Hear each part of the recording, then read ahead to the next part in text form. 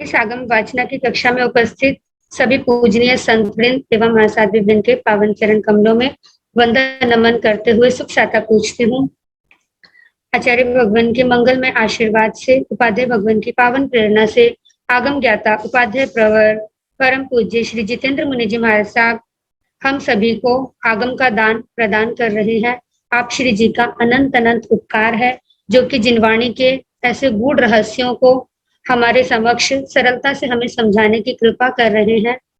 प्रतिदिन की श्रृंखला में आज उपाध्याय भगवान की प्रत्यक्ष गुरु वंदना का लाभ जिन्हें प्राप्त हुआ है, उनका नाम है महासाध्वी श्री रमेश कुमारी जी महाराज साहब एवं उनका शिष्य परिवार दिल्ली से। उनके साथ हम सब भी वंदन का लाभ लेंगे।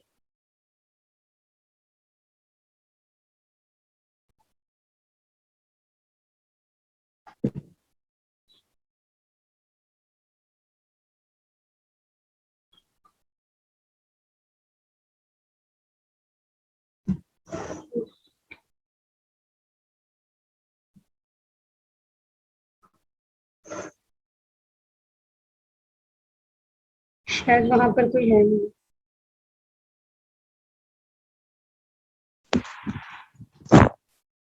महाराज साहब अभी आ रहे हैं, उनका माइक कनेक्ट नहीं हुआ है। अच्छा जी।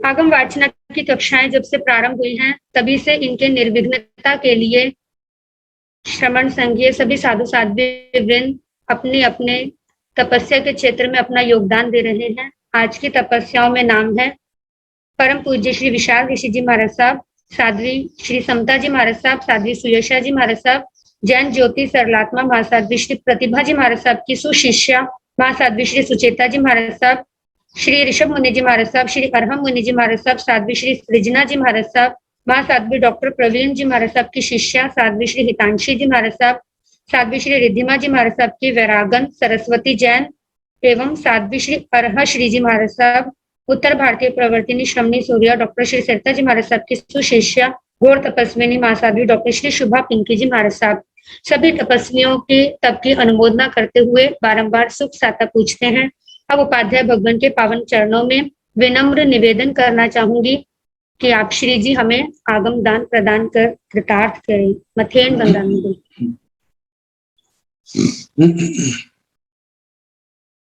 नमो हरिहंताण, नमो सिद्धाण, नमो आयुर्याण, नमो नारायण, नमो साहुन, ऐसो पंच नमोकारो सर्व पावकनाशनो मंगला से परमं मंगलम।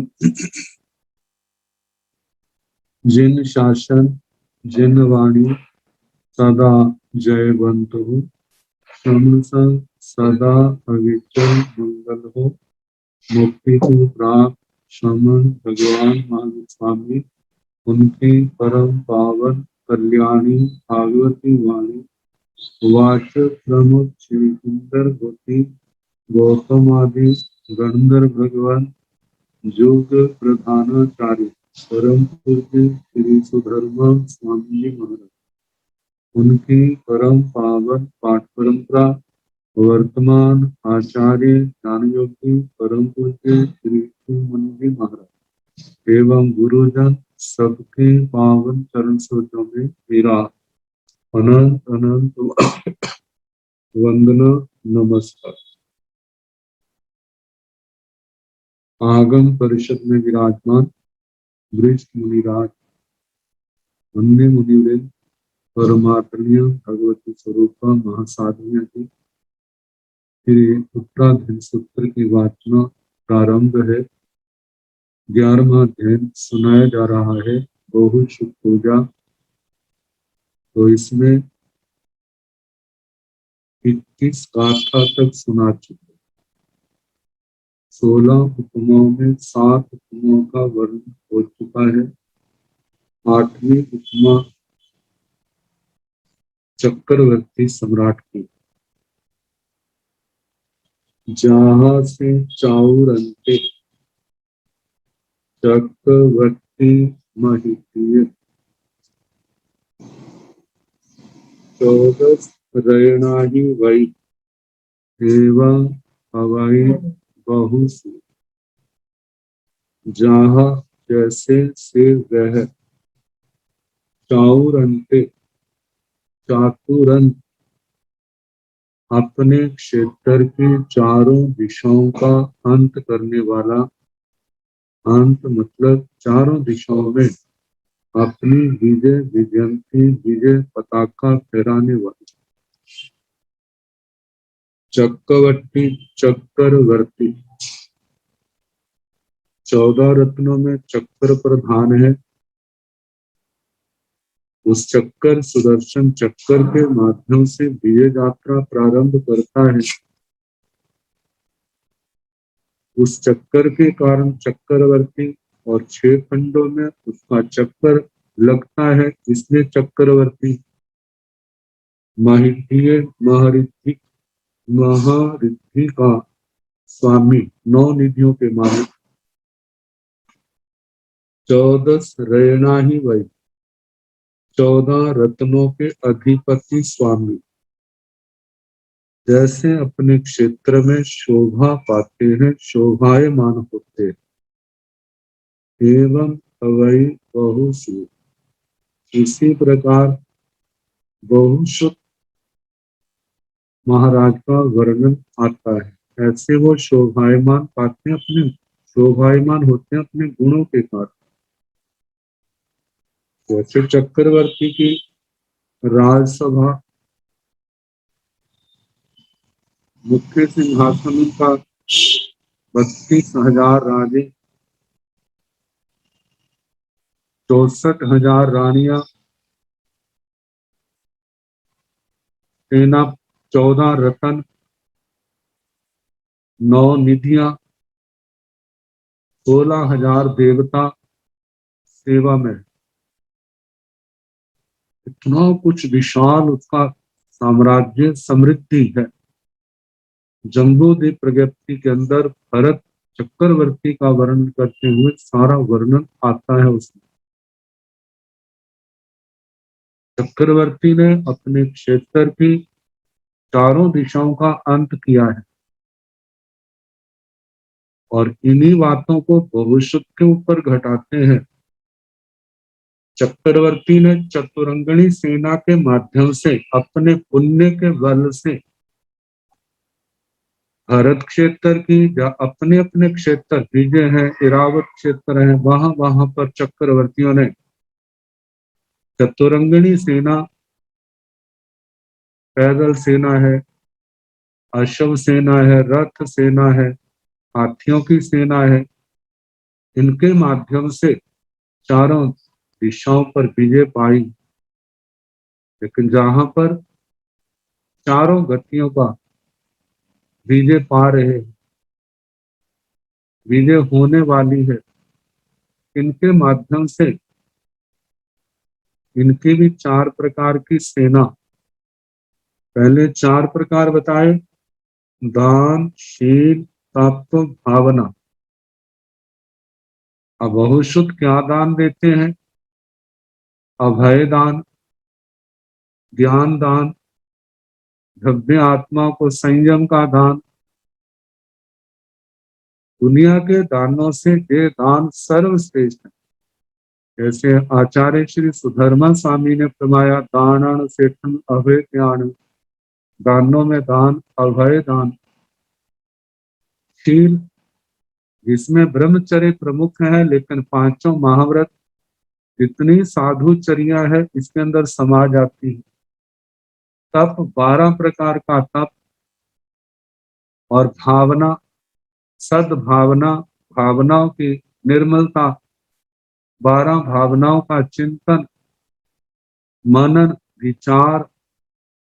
ये चतुरंगिणी सेना से चारों गतियों पर विजय पाने वाले, चारों गतियों में भ्रमण का जो हेतु कर्म है उनको नष्ट करने वाले, ये संसार पर अपनी विजय पताका फहराने वाले बहुश्रुत मुनिराज। कहा है कि चक्रवर्ती की तो विजय कितनी का शाश्वत थोड़े, जब तक इस भव में है। यदि साम्राज्य को छोड़ देगा तो साधु जीवन में आ जाएगा तो ठीक है, नहीं तो चक्रवर्ती में काल करेगा तो कैसा अंत है, मरने के बाद नरक गति उनकी फिर निश्चित है। लेकिन बहुश्रुत का तो वैभव अलग है, आध्यात्मिक लोकोत्तर। वे तो अपने संयम बल से, अपने तपो बल से, अपनी साधना के बल से सारे कर्मों को क्षय करके सिद्ध गति के अधिकारी बनने जा रहे। तो बहुश्रुत की समृद्धि अनुपम है। तो पहले, लेकिन संसार में ये अच्छी मानी जाती है, लेकिन लोकोत्तर जीवन में देखा जाए तो वो तो नश्वर है, लेकिन ये शाश्वत की ओर बढ़ रही, शाश्वत आत्म समाधि की ओर, जन्म मरण से सदा के लिए मुक्ति की ओर बढ़ रही। तो पहली बात। दूसरी बात, चक्रवर्ती, वे तो चक्कर, सुदर्शन चक्र है 14 रत्नों में प्रधान। बहुश्रुत के पास कौन सा चक्र है? पहले पुण्यवाणी का प्रतीक, शरीर के अंदर सुदर्शन चक्र आदि के चिन्ह, ये तो पुण्यवाणी के प्रतीक। लेकिन हम और गहराई से देखें तो वह चक्कर रतन, जैसे उसके 12 आरे हैं चक्कर के, ऐसे ही तप रूपी चक्कर, इसके 12 भेद हैं। वह उस दर्शन चक्कर से शत्रुओं का घात करता है, लेकिन ये तप चक्कर जो है, इसे जन्म जन्म के प्रगाढ़ कर्मों को काटा जाता है। आत्मा, ये भाव शत्रु आत्मा के खत्म हो गए, समाप्त हुए हैं। ये आत्मा की सच्ची विजय है, जहां पर किसी के साथ बैर नहीं, विरोध नहीं, आत्म समाधि की ओर बढ़ रहे हैं। तप रूपी उनका चक्र। आगे फरमाया है, महिद्धि महारिद्धि, चक्रवर्ती की विशाल रिद्धि है। 9 निधियों का वर्णन आता है, कितना विशाल, कितना कुछ निकालो कभी खत्म होने वाला नहीं, वो देवाधिष्ठित। लेकिन बहुश्रुत की रिद्धि जो है वह तो लोकोत्तर है।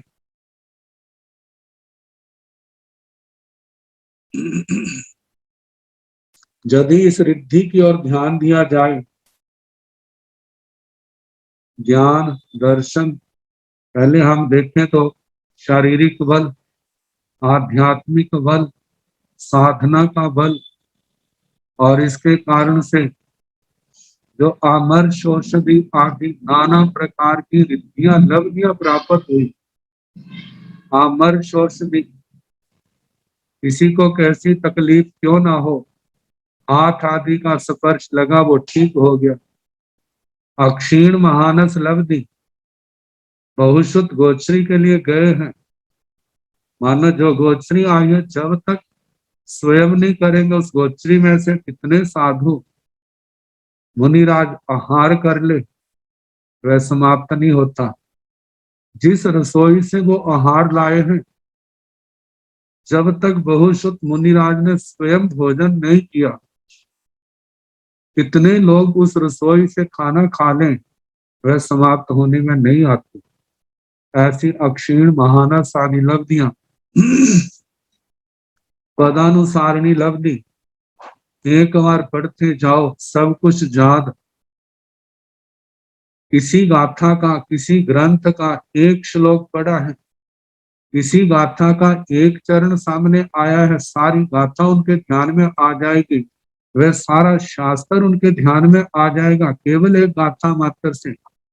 ऐसी विशाल लब्धियां, कोष्ठक लब्धि, ऐसी धारणा शक्ति, एक बार सुन लिया है, सारी आयु भर याद करने की जरूरत, वो विस्मृत ही नहीं होता। कितनी लब्धियां पुण्य के कारण से, कितनी क्षोक्षम के बल के कारण से, आभिनिवोधि ज्ञान की लब्धि, श्रुत ज्ञान की लब्धि, श्रुत ज्ञान में अंगों की लब्धि, पूर्वों की लब्धि, द्वादशांगी वाणी की लब्धि, जैसी जैसी जिनकी लब्धियां हैं वे उनके पास आ जाती हैं जैसी बांधी। तो कहा बहुश्रुत मुनि, चक्रवर्ती की अपनी रिद्धियां हैं, लेकिन बहुश्रुत मुनिराज की अपनी रिद्धियां हैं। उन आध्यात्मिक लोकोत्तर लब्धियों के कारण से बहुश्रुत मुनिराज को महरिद्धि कहा जाता है।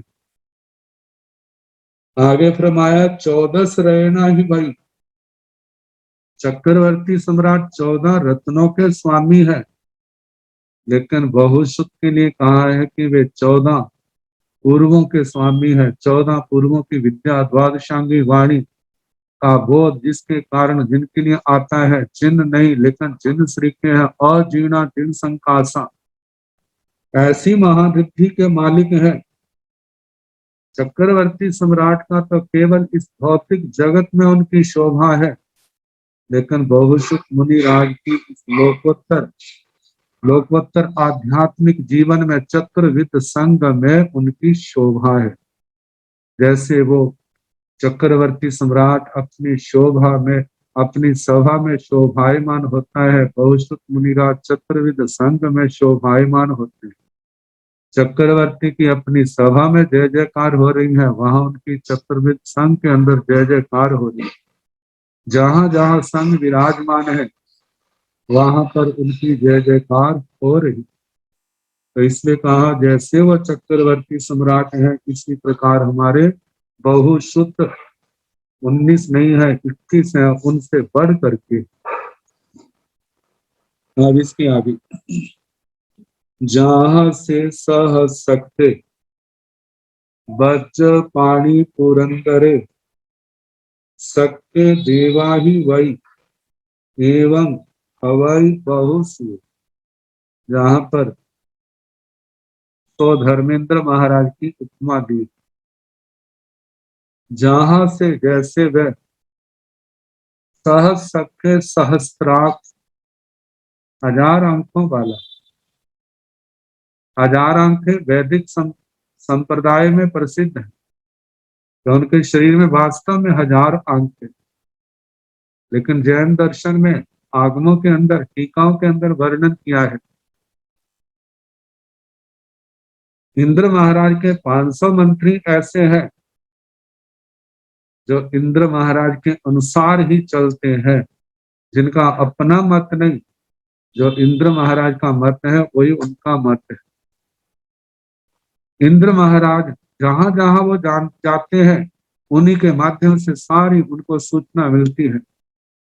ऐसे शासनों की दृष्टि से देखा जाए तो दक्षिण दिशा के अंदर तो धर्मेंद्र महाराज का ऐसा उनके सेवकों का जाल बैठा हुआ है, कहाँ क्या हो रहा है भगवती सूत्र में कहा है कि उनसे अज्ञात नहीं होता। और दूसरी बात है, उनकी 2 आंखों में इतनी ज्योति है, इतनी ताकत है, जैसे 1000 आंखों में ताकत हो। तो इस प्रकार सहस्राक्ष, 1000 आंखों वाला कहा। वज्र पाणी, इंद्र महाराज के हाथ में वज्र रत्न है, वज्र व शस्त्र, जब कोई शत्रु अपनी उदंडता दिखाता है, इसी प्रकार से वो रास्ते पर नहीं आता तो फिर उसके ऊपर वो वज्र फेंकते हैं। हजारों हजारों चिंगारियां, अंगारे, उल्काएं गिरता हुआ शत्रु की ओर बढ़ता है। यदि शत्रु भागता नहीं है तो उसकी वहीं पर वज्र अपना प्रभाव डालेगा, नहीं तो आगे आगे शत्रु भाग रहा है और पीछे पीछे वज्र वज्र जाता है। या तो इंद्र महाराज उसको पकड़े, नहीं तो अपना काम करके आता है। कहा जैसे इंद्र महाराज के हाथ में वज्र है, वज्र के कारण से वज्र पाणी इंद्र महाराज को कहा जाता है। पुरंदर पुरंदर, पुरंदर का जैनेतर परंपराओं में पुरंदर शत्रुओं के नगरों को नष्ट करने वाला, वे आतताई, मर्यादा का उल्लंघन करने वाले, गलत काम करने वाले, गलत काम करते हैं, नगरों में छिप जाते हैं जहां उनके अपने अपने स्थान है, तो ऐसे नगरों को नष्ट करने वाले। हम यदि अपनी दृष्टि से देखें तो 32 लाख विमान उनके अधिपति इंद्र महाराज हैं। जब जब कभी कोई किसी विमान का अधिपति मद के कारण से इंद्र महाराज को चुनौती देने लग जाता है कि हमारे पास कौन सी शक्ति कम है, इंद्र महाराज की 2 सागरोपम की आयु है, हमारी भी 2 सागरोपम की आयु है, इंद्र महाराज की इतनी सेना है, हमारी भी सेना है, इतनी बार कितने कितने जैसे जहां पर विरोधी ग्रुप इकट्ठे हो जाते हैं ऐसे वहां पर भी इकट्ठे तो हो सकते हैं। तो इंद्र महाराज जो है उनको दंडित करने के लिए फिर अपनी कार्रवाई करते हैं। शत्रुओं के नगरों को नष्ट करने वाले, उनको सीधे रास्ते डालने वाले, तो इसलिए पुरंदर कहा जाता है। सक्के, सक्के का मतलब शक्र, शकलरी धातु से बना है, जो सक्षम है, समर्थ है, अथाह शक्ति के मालिक होने के कारण से शक्कर कहा जाता है। देवा ही वही, देवाधिपति, देवों के अधिपति, असंख्यात, दक्षिण दिशा में असंख्यात, पहले देवलोक में असंख्यात देवी देवता हैं, उनके क्या है, अधिपति हैं। केवल पहले देवलोक के ही नहीं और दूसरे देवता जो है, भगवती सूत्र में बताया कि कौन कौन सी श्रेणी के देवता अपत्य स्थानीय है जो इंद्र महाराज की आज्ञा में रहते हैं। तो कहा कि वो धर्मेंद्र महाराज देवों के अधिपति हैं। जैसे जो इंद्र महाराज में, स्वधर्मेंद्र महाराज में जो बातें पाई जाती हैं, एवं हवाई बहुसुए, हमारे बहुश्रुत मुनिराज भी तो ऐसे ही देखा जाए तो बहुश्रुत मुनिराज की जो आध्यात्मिक लोकोत्तर वैभव वह तो उनसे अलग प्रकार का है।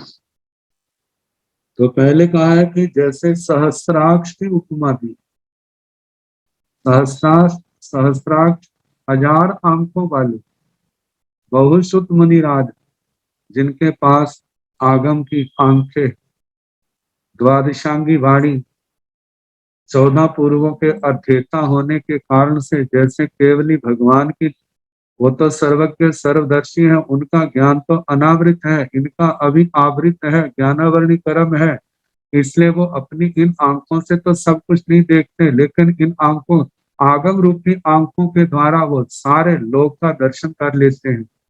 क्योंकि भगवान ने जैसा जैसा अपने केवल ज्ञान के द्वारा लोक में जहां जहां देखा है, वो आगम अपने मुखारविंद से उसका वर्णन किया है। वही वर्णन तो आगमों के अंदर है, द्वादशांगी वाणी के अंदर है। द्वादशांगी वाणी का अध्ययन करने के कारण से बहुश्रुत मुनिराज और जीना जिन संकासा, जिन नहीं जिन के समान है, और द्वादशांगी वाणी का शुद्ध का गहन अध्ययन करने के कारण से उनकी विचार शक्ति, उनके अंदर की आध्यात्मिक शक्ति इतनी विशाल हो गई है, देखा जाए तो वो 1000 आंखों से भी ज्यादा बढ़ गई। आगे कहा है कि वज्रपाणी, वज्रपाणी इंद्र महाराज के हाथ में तो वज्र है, वो शस्त्र का रूप, लेकिन बहुश्रुत मुनिराज के हाथ में एक कहा है कि बज्र का चिन्ह ऐसा होता है, और दूसरा कहा है कि अनुशासन। बहुश्रुत मुनिराज अनुशासन देते हैं, जो उस अनुशासन में रहते हैं वो तो अपने साधना के मार्ग पर आगे बढ़ जाते हैं। अब जो अनुशासन से बाहर होते हैं तो वहां पर यदि वो कोई साम नीति से प्यार से नहीं आता है तो उनके लिए फिर अनुशासन का, जैसे बज्र है ऐसे अनुशासन का वो दंड, उसके माध्यम से उनको अपने या तो वो सुधर जाते हैं, नहीं तो संघ से बहिष्कृत कर देते हैं। तो इस प्रकार वज्र पाणी इस दृष्टि से बहुश्रुत मुनिराज को कहा जाता है। आगे पुरंदर का है, पुर का मतलब नगर, नगरों का दारुण विनाश करने के कारण से सो धर्मेंद्र महाराज को पुरंदर कहा। लेकिन बहुश्रुत, अब देखा जाए आत्मा के अंदर, दूसरी आत्माओं के अंदर उपद्रव करने वाले कौन है? वे तो विकार है, जिनके कारण से आत्मा की 18 पापों के अंदर प्रवृत्ति होती है। क्रोध है, मान है, माया है, लोभ है, राग द्वेष है, हास्य, रति, अरति, भय, शोक, गुस्सा, स्त्रीवेद, पुरुषवेद, नपुंसक वेद है, अज्ञानता है, अंतराय कर्म है। देखा जाए 8 कर्म, इनके कारण से उत्पन्न होने वाले जो विकार हैं और इन विकारों को जन्म देने वाले जो कर्म हैं, और वो कर्म आत्मा के द्वारा ही तो बांधे गए हैं। कहा जाता है कि वजह से इंद्र महाराज उनके नगरों को नष्ट करते हैं। ऐसे बहुश्रुत मुनिराज स्वयं भी साधना के द्वारा, स्वाध्याय के द्वारा, शुद्ध ध्यान के द्वारा, तपस्या के द्वारा उन कर्मों के, उन विकारों की उत्पत्ति का जो मूल कारण वो कर्म दलिक है, प्रगाढ़ कर्म है, उनको नष्ट करते हैं। और उनकी आज्ञा में विचरने वाले, जिन वाणी को सुन करके इस वीतराग मार्ग पर चलने वाले, उनकी छत्तर छाया में साधु साध्वी वर्ग, श्रावक श्राविका वर्ग भी अपनी साधना के द्वारा उन शत्रुओं के विकारों के मूल कारण जो कर्म है, कर्म दलिकों को उखाड़ रहे हैं, उनकी महान निर्जरा करते हुए अपनी आत्मा को निर्मल कर रहे। विकार रूपी शत्रुओं के नगरों को नष्ट करने के कारण से बहुश्रुत मुनिराज को पुरंदर शब्द से संबोधित किया। आगे कहा कि जैसे सक्षम समर्थ होने के कारण से सो धर्मेंद्र महाराज को शक्र कहा है, इसी प्रकार जहां पर नाना प्रकार की साधनाओं के कारण से इन बहुश्रुत मुनिराज को शक्र शब्द से संबोधित किया जाता है। वो भी क्या है? सक्षम है, संघ को संभालने में सक्षम है, साधना के कारण से साधना के क्षेत्र में समर्थ है, आध्यात्मिक शक्तियों के से संपन्न होने के कारण से उनको शक्र शब्द के शब्द से संबोधन कर सकते। आगे देवा ही वही, इंद्र महाराज तो देवाधिपति है, लेकिन हमारे बहुश्रुत मुनिराज वो देवाधिपति कैसे हैं? उनके लिए कहा जाता है, जैसे भगवती सूत्र में, स्थानक सूत्र में कहा है कि 5 प्रकार के देव है। 5 प्रकार के देव में जैसे भव्य द्रव्य देव, दूसरा नर देव, तीसरा धर्म देव, चौथा देवादिदेव, 5वां भाव देव। भव्य द्रव्य देव में वे जीव है जिन्होंने देवायु बांधी है या बांध ली है, लेकिन अगला जन्म, आने वाला जन्म उनका देव का होगा। ऐसी आत्मा को जो अभी त्रियंश भव में भी हो सकती है, मनुष्य भव में भी हो सकती है, ऐसी आत्माओं को भव्य द्रव्य देव के नाम से कहा है। नरदेव चक्रवर्ती सम्राट को कहा है। धर्मदेव जो 5 महाव्रत, 5 समिति, 3 गुप्ती का पालन करने वाले साधु मुनिराज है, साध्वियां जी है, इनको धर्म देव के नाम से कहा है। ये धर्म देव है। देवादि देव जो है वो तीर्थंकर भगवान है, भाव देव है, जिन्होंने देवगति को पा लिया है, जो इस वर्तमान में देवगति के अंदर विराजमान है। 4 प्रकार के देव, भवनपति, वाणव्यंतर, ज्योतिषी, वैमानिक, इस अवस्था में है। तो कहा जा रहा है कि बहुश्रुत कौन से देवों के अधिपति हैं? देखा जाए साधु साध्वियां, ये तो क्या है? धर्म देव। और जितने जो साधु साध्वियां हैं, बहुश्रुत मुनिराज को अपना स्वामी मानते हैं, अपने गुरु मानते हैं, परमात्मा के रूप में देखते हैं, तो इनके मालिक होने के कारण से उनको देवाधिपति कहा। कौन से? धर्म देव। और दूसरा देखा जाए भव्य द्रव्य देव, जितने साधु साध्वियां हैं, श्रावक श्राविकाएं हैं, आखिर श्रावक श्राविकाएं हैं, वो भव्य द्रव्य देवों में भाव पूर्ण करेंगे तो देवगति में जाएंगे। साधु साध्वियां हैं, वर्तमान में तो जहां से कर्म क्षय करके सिद्ध गति को नहीं जा सकते, लेकिन भाव पूर्ण करने के बाद जाएंगे तो देवगति में। उस दृष्टि से उनके भी क्या है, अधिपति हैं। और इस प्रकार कहा कि ये देवाधिपति हैं कौन, बहुश्रुत मुनिराज। और दूसरी बात, कितने देवी देवता भी जो सम्यक दृष्टि है, जिन शासन के प्रति रसिक है, श्रद्धावान है, बहुश्रुत की वाणी को सुनते हैं, वो भी उनको अपना स्वामी मानते हैं। स्वामी मानने के कारण से वो उन देवों के स्वामी है। देवों के स्वामी होने के कारण से उनके लिए कहा कि वो देवाधिपति है। तो कहा जिस प्रकार सौधर्मेंद्र महाराज अपने अपने गुणों के कारण से अपने लोक में अपनी सुधर्म सभा में शोभा पाते हैं, इसी प्रकार चतुर्विध संघ में बहुश्रुत मुनिराज शोभा पाते हैं। आगे सूर्य की उपमा, जहां से तिमिर विधन से ओ तिठन्ते दिवायरे जलन्ते इव तेण एवं हवै बहुसु। जहां से तिमिर विधन से, जहां जैसे से वह, तिमिर विध्वंस, तिमिरम विध्वंस इति तिमिर विध्वंस, विध्वंस तिमिर अंधकार का विध्वंस करने वाले, नष्ट करने वाले। सूर्य की उपमा, सूर्य का विशेषण है जैसे सूर्य अंधकार का विनाश करने वाला। उदिठन्ते, उदय होता हुआ, उदय हो जाता है फिर आगे बढ़ता है, जैसे वह आकाश क्षेत्र के अंदर आगे बढ़ता हुआ अत्यंत तेजस्वी दिवाकर, दिवाकर, दिवाकर दिवाकरोति की दिवाकर है, जो दिन करता है, दिन को करने वाला, रात्रि का अंत करने वाला, जैसे वो दिवाकर है। जलन्ते तेण, अपने तेज से चाज्वल्यमान, जैसे आकाश में सूर्य शोभा पाता है। एवं हवाई बहुसुए, इस प्रकार चतुर्विध संघ में बहुश्रुत मुनिराज शोभा पाते हैं।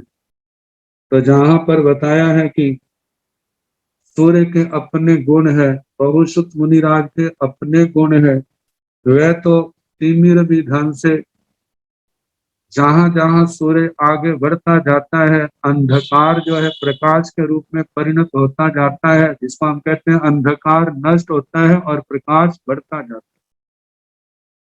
जैसे वो सूर्य अंधकार का नाश करता है, बहुश्रुत मुनिराज कौन से अंधकार का नाश करते हैं, वे मिथ्यात्व रूपी अंधकार का नाश करते हैं। मिथ्यात्व के कारण से कितनी गलत मान्यताएं दिल दिमाग में, आत्मा के अंदर बैठी है। जिस समय बहुश्रुत मुनिराज आगम वाणी तीर्थंकर भगवंतों का निर्ग्रंथ प्रवचन सुनाते हैं, उस निर्ग्रंथ प्रवचन को सुन करके जितनी मिथ्या धारणाएं दिल दिमाग में घर किए होती हैं, वे सारी की सारी क्या हो जाती है, उखड़ जाती हैं। जैसे सूर्य के आने से अंधकार नष्ट हो जाता है, ऐसे मिथ्यात्व का अंधकार नष्ट हो जाता है। आत्मा मिथ्या दृष्टि से सम्यक दृष्टि बन जाता है। जो अविरति के भाव होते हैं वे भी उखड़ने लग जाते हैं। जिनके इतने उखड़ गए, कोई तो सर्व विरति साधक बन जाते हैं, कोई देश विरति साधक बन जाते हैं।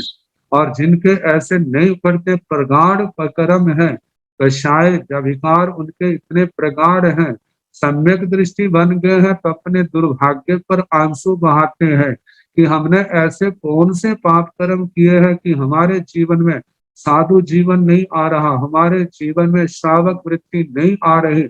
ये हमारे पता नहीं किस जन्म में हमने ऐसे पाप कर्म किए थे। अब इस पश्चाताप की अग्नि में जलते हुए वो उन प्रगाढ़ कर्मों को क्या कर रहे हैं, अपनी आलोचना, अपनी निंदा, अपनी ग्रह करके उनको नष्ट कर रहे हैं। और जिन शासन के मार्ग पर चलने वालों के, साधु जीवन में, श्रावक जीवन में चलने वालों के उनकी अनुमोदना करते हैं। जो जो साधक अच्छे हैं, आगे बढ़े हुए, उनके पीछे रहने वाले उनकी अनुमोदना करते हैं। धन्य है इनका जीवन। और इस अनुमोदना के द्वारा जो उनके अंतराय कर्म है, निर्मल चरित्र के अंदर बाधक कर्म है, वे उनकी निर्जना करते हैं, सम्यक ज्ञान दर्शन चरित्र तत्व की अनुमोदना करते हुए।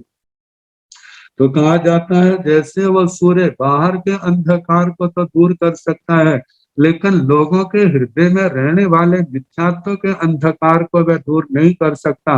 ये क्षमता किसके अंदर है? बहुश्रुत मुनि राज के अंदर। जिस समय वो जिन वाणी का प्रकाश करते हैं, लोगों को निर्ग्रंथ प्रवचन सुनाते हैं, जीव अजीव आदि तत्वों का ज्ञान सुनाते हैं, लोगों को इसकी जानकारी होती है और सोचते हैं देखो हम तो कुछ मानते हैं, भगवान ने कुछ कहा है, कम से कम अपनी धारणा तो ठीक करे। कर्मवाद के ऊपर है, अनेकांतवाद स्यादवाद के ऊपर संसार के तत्व हैं, द्रव्य है, इनके संबंध में जो जो भगवान ने स्वरूप बतलाए हैं उसके ऊपर लोग सुन करके श्रद्धा करने लगते हैं। उस श्रद्धा के कारण से आत्मा जो पहले अज्ञान के कारण से कभी कहीं ठोकरे खा रहा है, कभी कहीं कर कुछ पर कुछ कर रहा है, कोई कुछ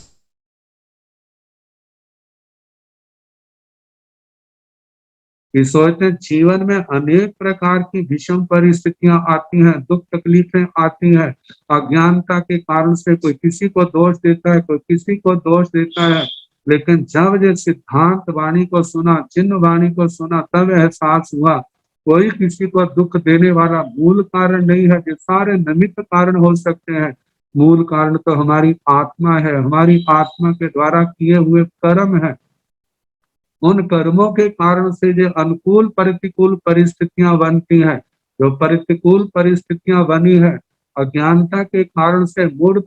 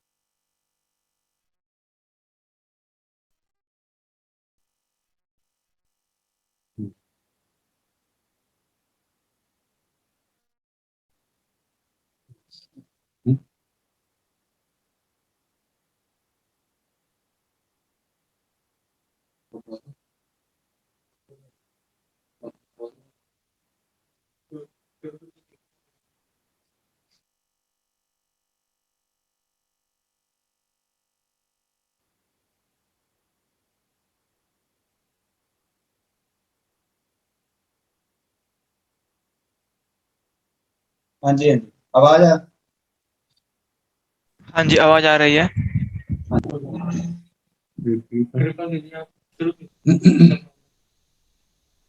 तिमिर भी धन से अंधकार को नष्ट करने वाला है सूर्य।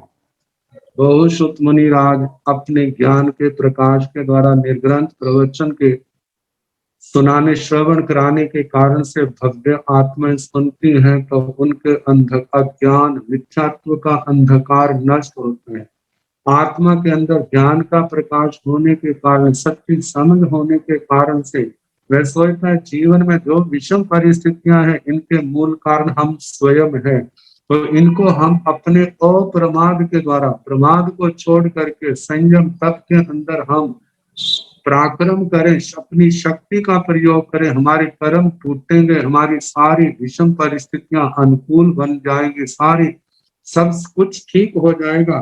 तो इस प्रकार बहुश्रुत मुनिराज आत्मा के मिथ्यात्व के अंधकार को नष्ट करने वाले तिठंते दिवायरे, जैसे उदय होते हुए ऐसे बहुश्रुत मुनिराज, जैसे सूरज जहां जहां बढ़ता है वहां वहां पर मिथ्यात्व का अंधकार छंटता जाता है, ऐसे बहुश्रुत मुनिराज जहां जहां विचरते हैं जिन वाणी का प्रकाश करते हैं, निर्ग्रंथ प्रवचन भव्य आत्मा को सुनाते हैं, उनकी आत्मा जो है सम्यक ज्ञान के प्रकाश से प्रकाशित होती है, आलोकित होती है, बड़े प्रसन्न होते हैं। हमें सच्चा ज्ञान मिला, हमें सच्चा मार्ग मिला। अब इस मार्ग पर चल करके हम अपने जन्म जन्म के क्लेशों को समाप्त करने में अब हम सफल हो जाएंगे। तो कहा जैसे वो दिवायर सूर्य रात को नष्ट करके दिन करता है और दिन का वातावरण बनाता है, ऐसे बहुश्रुत मुनिराज भक्त आत्माएं जिनके जीवन में मिथ्यात्व का अंधकार था, रात का वातावरण था, उनके उस रात्रि के अंधकार को नष्ट करके उनके जीवन में दिन का प्रकाश लाने वाले होते हैं। उनके जीवन में उनका जीवन भी अंधेरे से निकल करके दिन के प्रकाश में आ जाता है। तो ऐसा भाव दिन करने के कारण से बहुश्रुत मुनिराज क्या है, दिवाकर है। आगे कहा है जलंते इव तेण, जैसे वो तेज से जाज्वल्यमान सूरज है, सूर्य उदय होता हुआ जैसे वो अच्छा लगता है, इसी प्रकार बहुश्रुत मुनिराज अपने तप से, अपने तप तेज से वो क्या है, प्रभावशाली है, जाज्वल्यमान है, उनका प्रभाव चारों ओर फैला हुआ है। तो इस प्रकार कहा जैसे आकाश में सूर्य जो है अपने गुणों के कारण से शोभायमान होता है, इसी प्रकार इस अध्यात्म जगत में लोकोत्तर पक्ष में बहुश्रुत मुनिराज चतुर्विध संग में इस लोक में शोभायमान हो रहे हैं। अपने सम्यक ज्ञान, सम्यक दर्शन, सम्यक चारित्र, सम्यक तप के कारण से, अपनी आठों संपदाओं के कारण से उनकी शोभा बढ़ रही है। जिन शासन आगे से आगे बढ़ रहा है, भव्य आत्मा उनका आलंबन लेकर के, सम्यक ज्ञान का आलंबन लेकर के धर्म आराधना करते हुए अपने लक्ष्य की ओर, मुक्ति की ओर आगे से आगे बढ़ते जा रहे हैं। ऐसे बहुश्रुत मुनिराज। आगे 25वीं गाथा है, जहां से उड्डू वही चंदे नखत परिवारिये, पड़ी पुण्य पुण्यवासी एवं हवाई बहु सुए। जहां पर पूर्णमासी के चांद की उपमा है, जहां से जैसे वह उड्डू वही, उडुपति, उडुपति, उडु कहते हैं नक्षत्र, पति कहते हैं स्वामी, नक्षत्रों के स्वामी चंद्रमा। तो कहा है कि जैसे उड्डू वही चंद्र, नक्षत्रों के स्वामी चंद्रमा, केवल जहां पर नक्षत्र ही नहीं, जहां पर, क्योंकि शास्त्र में 5 प्रकार के आगम में ज्योतिषी देवता के हैं, जैसे चंद्र है, सूर्य है, ग्रह, नक्षत्र, तारे हैं, तो इनमें सबके स्वामी चंद्र सूर्य के अलग अलग इंद्र हैं, लेकिन आगे जो ग्रह, नक्षत्र, तारे हैं, उनके स्वामी जो है तो ये चंद्रमा है। कहा कि चंद्र के साथ उडुपति कहा है कि चंद्रमा, नक्षत्रों के स्वामी चंद्रमा, नक्षत्र परिवारीय, नक्षत्रों से, ग्रहों से चारों ओर से घिरे हुए, पड़ी पुण्य पुण्यवासी, प्रतिपूर्ण 16 कलाओं से पूर्ण। कहा कि पूर्णमासी में प्रतिपूर्ण जैसे चंद्रमा आकाश में शोभा देता है, इसी प्रकार एवं हवाई बहुसुए, इसी प्रकार बहुश्रुत मुनिराज चतुर्विध संग में इस लोक में शोभायमान होते हैं। तो जहां पर कहा कि चंद्रमा की अपनी विशेषता है, बहुश्रुत की अपनी विशेषता है, जैसे चंद्रमा नक्षत्रों का स्वामी है, ऐसे ही बहुश्रुत मुनिराज चतुर्विध संग में नक्षत्र जैसे आकाश में चमकते हैं, ऐसे इस चतुर्विध संग रूपी आकाश में जो वृष्ण मुनिराज है, जैसे बहुश्रुत का स्थान है, और उनके आगे आज्ञा में रहने वाले कितने बहुश्रुत विद्वान मुनि हैं, साधु साध्वियां हैं, जो उनकी आज्ञा में रहते हैं, आज्ञा में रहने उनको अपना स्वामी मानते हैं। जैसे वो चंद्रमा उन नक्षत्रों का स्वामी है, ऐसे संघ के जो साधु साध्वी हैं, जिसमें कितने वरिष्ठ हैं, वयोवृद्ध हैं, तपस्वी है, ज्ञानी है, ध्यानी है, अपनी अपनी साधनों के साथ कारण से साधना के चरम शिखरों का स्पर्श करने वाले हैं, उनके स्वामी होने के कारण से बहुश्रुत मुनिराज को चंद्रमा की उपमा दी। आगे कहा कि जैसे वो उनके स्वामी है, ऐसे बहुश्रुत उन साधु साध्वियों के स्वामी है, जैसे चंद्रमा नक्षत्रों से घिरा हुआ शोभायमान होता है, ऐसे बहुश्रुत मुनिराज भी उस संग से घिरे हुए शोभायमान होते हैं। उनकी शोभा अलग से होती है, अनुपम होती है। जैसे वो चंद्रमा अपनी 16 कलाओं से परिपूर्ण, ऐसे बहुश्रुत मुनि राज अपने ज्ञान ध्यान संयम तप की इन गुणों के कारण से क्या 16 कला परिपूर्ण है। तो कहा जाता है चंद्रमा के अंदर जैसे ये 3 बातें पाई जाती है, वहां पर परिपूर्णता है। पूर्णमासी के चांद में परिपूर्णता है, किसी कला की हीनता नहीं है। उसके अंदर कमनीयता है, कमनीयता उसके अंदर वो सबको बड़ा प्यारा अच्छा लगता है। आगे शीतलता है, देखने वालों को शीतलता देने वाला है। ऐसे बहुश्रुत मुनि राज हैं। पहली बात परिपूर्णता, अपने ज्ञान दर्शन चारित्र तत्व की संपदा से परिपूर्ण है। दूसरी बात कही कमनीयता, वे सौम्य शांत होने के कारण से सबको बहुत अच्छे लगते हैं। जैसे चंद्रमा तो केवल बाहर की सुंदरता के कारण से अच्छा लगता है, लेकिन बहुश्रुत जो है बाहर की सुंदरता तो है ही, लेकिन आत्मा की सुंदरता जो है वो ज्ञान दर्शन चारित्र तप से होती है, इस सुंदरता से संपन्न है।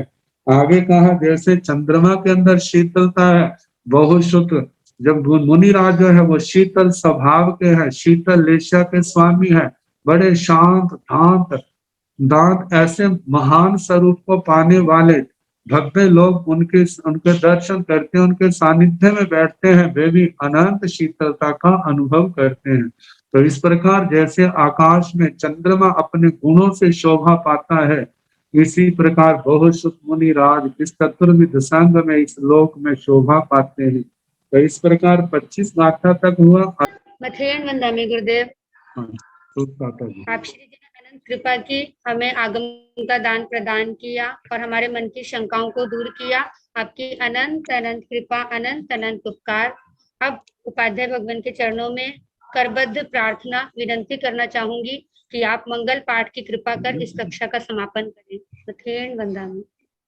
नमो अरिहंताण, नमो सिद्धाण, नमो आयर्याण, नमो उवञ्झायाण, नमो लोये संसाहुण, ते सो पंच नमो पारो सब पाव पणसनो मंगलानंद सम्मे परमंगलम। श्री चतारि मंगलारि हंता मंगलम, सिद्धा मंगलम, साहु मंगलम, केवली धम्मो मंगलम। चतारि लोकोत्तमारि हंता लोकोत्तमा, सिद्धा लोकोत्तमा, साहु लोकोत्तमा, केवली पुनतो धम्मो लोकोत्तमो। चतारि शरणं प्रवज्जामि, आर्यहन्ते शरणं प्रवज्जामि, सिद्धे शरणं प्रवज्जामि, साहु शरणं प्रवज्जामि, केवली पुनतं धम्मं शरणं प्रवज्जामि। चार शरण सुख करने, दुख करने, मंगल करने और शरणा नहीं कोई, जो भव प्राणी आचर्य अक्षय। मथेन वंदामी। अनंत